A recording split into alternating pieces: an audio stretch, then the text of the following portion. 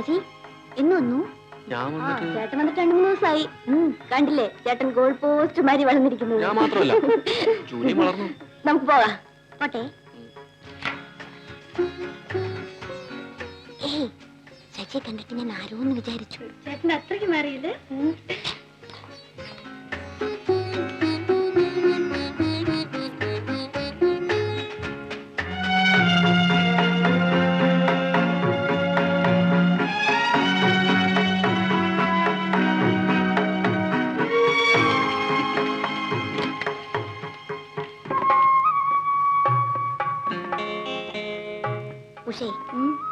ഉഷയുടെ ബ്രദറിനെ ഞാനൊരു സന്യാസിയായിട്ടാണ് കണക്കാക്കിയിരിക്കുന്നത്.